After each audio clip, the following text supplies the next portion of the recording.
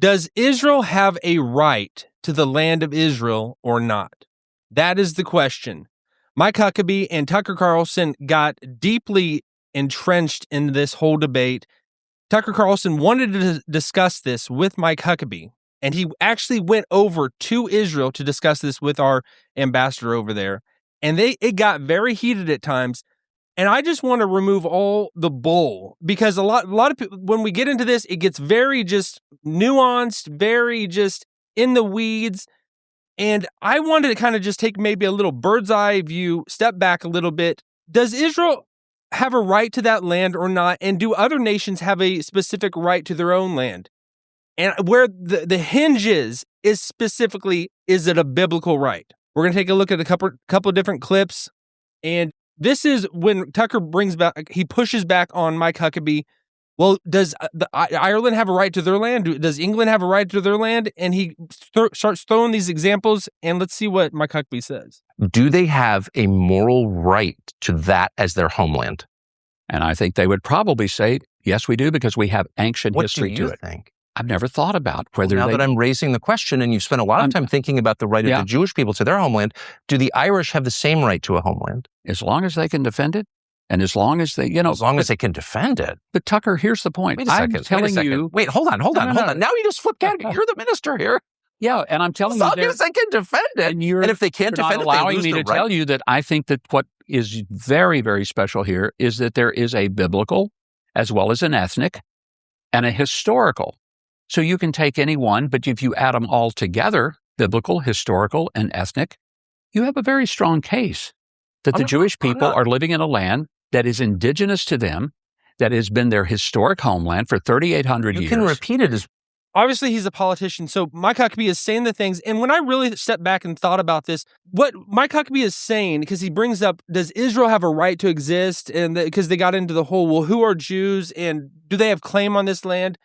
And I know he's given those answers, and that's the answers that Israel has tested and knows what's going to work, what's not, as well as just our politicians. They know what's going to work, what's going to not, to the mass audiences. I don't care about the mass audiences. I want to get to the heart of the matter. And what really matters at all is it a biblical right or not?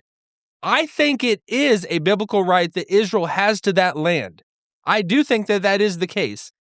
And the other nations don't. And it's not like that, because I hear all the time Nick Fuentes is saying that people that are Zionists, they worship Israel. I don't worship Israel at all. I worship the King of Israel, who is Jesus, but I don't worship Israel. But I do recognize that they do have a specific promise, a deed that God gave to them. If we're going to take any of the promises that God gives to us in the Bible and the words that he says, like, if we're going to take it as gospel, as truth, that God can't go back on it, he can't renege on things that he said. Like, if we're going to say that God says that if you put your trust in Jesus, your sins are forgiven, you'll go to heaven, and you'll be with him forever, we take that as gospel. But when he makes a promise to Israel, we do some mental gymnastics to kind of rethink about, like, no, he couldn't really mean that. Either what God says is real or it's not. That's where I'm at. Let me know if you think different. All right, now, this next clip is probably the one that got the most traction, because it got into the whole, say there is Israel, that the people that are that specific people, and how far does this reach? How much land did God give them? And what Mike Huckabee said is probably what a lot of people are thinking, but he just outright said it. Ask, what land are you talking about? Because I just read Genesis 15, as I have many times. Mm-hmm. And that land, I think it says, from the Nile to the Euphrates, which is, once again, basically the entire Middle East. So God gave that land to his people, the Jews, or he didn't.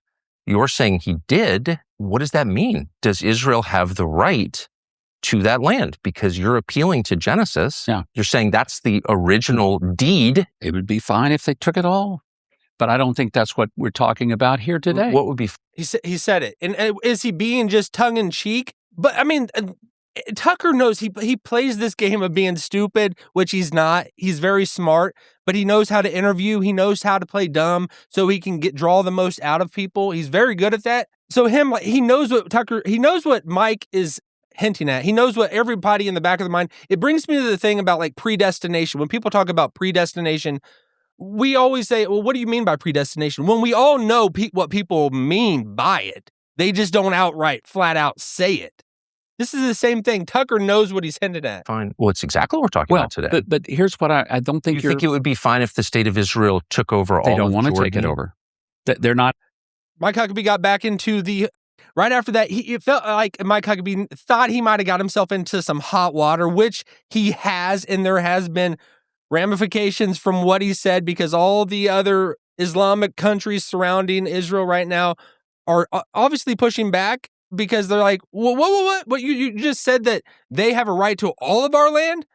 I don't, the whole, well, how far does it extend, of that, the land that God promised to Israel back in Genesis and all that? How far does it reach? Really, that to me is not as big of a concern because I think the hinge is, did he promise it or not? And I think he did. I'm actually pretty 100% certain he did.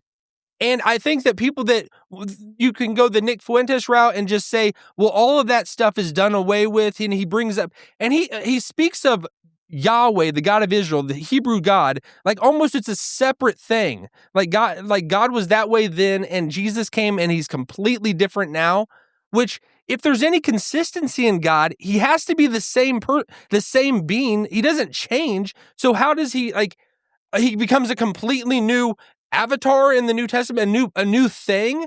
That doesn't make sense. It doesn't line up. You can have that little cognitive dissonance moment and then just shuffle it away and say no, the God of Israel, he worked with the Jews. He made all these lying promises to them. And then when Jesus came, who is the King of the Jews, who is the King of Israel, that he forgets all of that and he just goes a completely different route. It's the same God, and the same God doesn't lie. The same God, if he promises something, it stands firm. It doesn't go backwards. It doesn't revert. It doesn't backtrack. God doesn't need to backtrack. And when he says something, it's done. So I do think there are more types and antitypes that fulfill these things, but it doesn't negate what he said to them and what he promised Abraham, what he gave to them and his descendants. And that's it didn't become like there was Jews in the Old Testament and all the way up until we get into the New Testament. When we get into the New Testament, the Apostle Paul makes it clear his one house rule for all the churches. And a lot of people don't recognize this, but in the New Testament, in the Corinthians, he says, my house rule is that Jews remain Jews, Gentiles remain Gentiles. That means there's still a distinction. We're not all homogenized. It's not like when you trust in Jesus, if you're a female, that you somehow become a male, and if you're a male, you become a greater male. Or we're all just one thing now. We're not absorbed into one thing. There's still distinctions.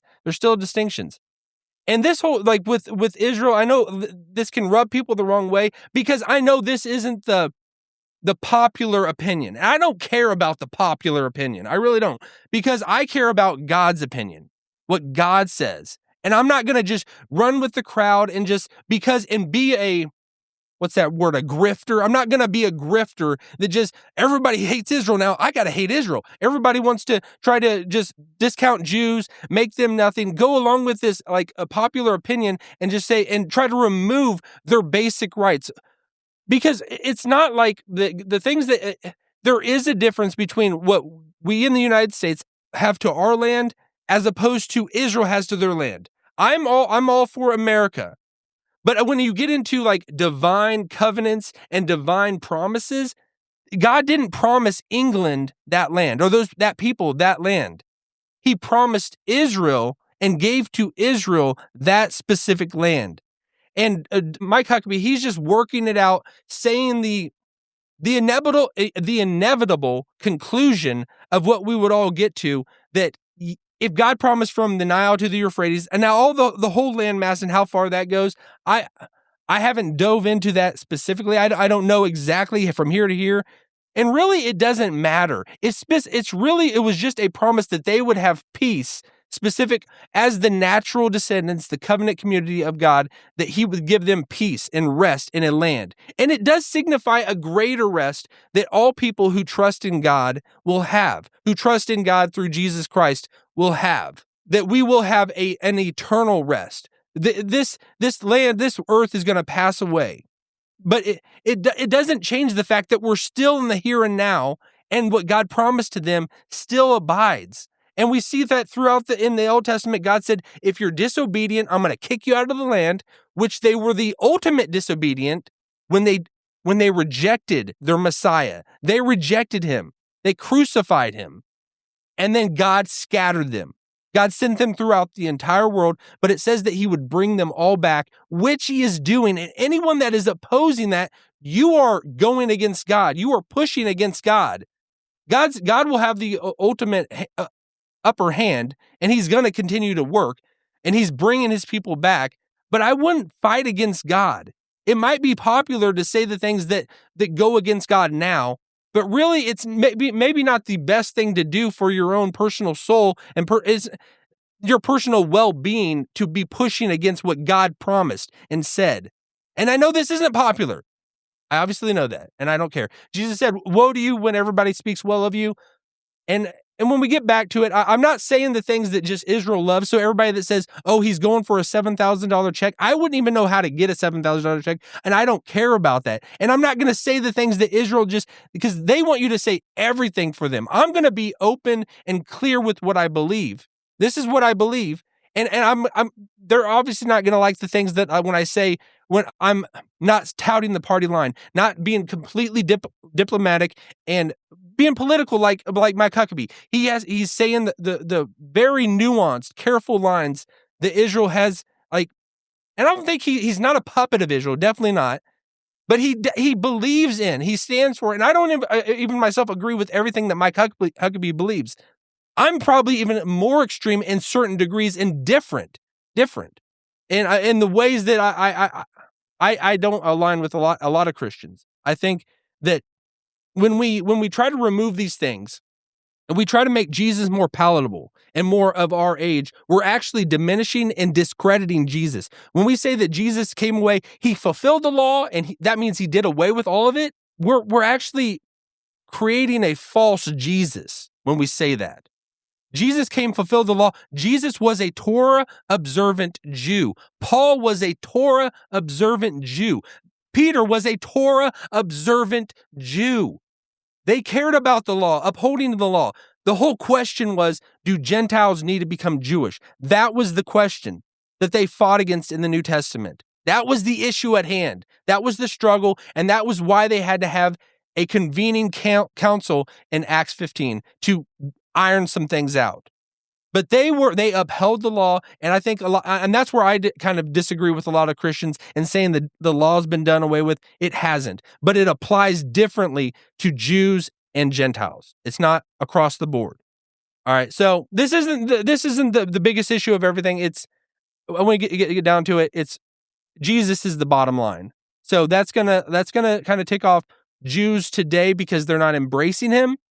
But that's the truth. Gentiles, we have Christ right now.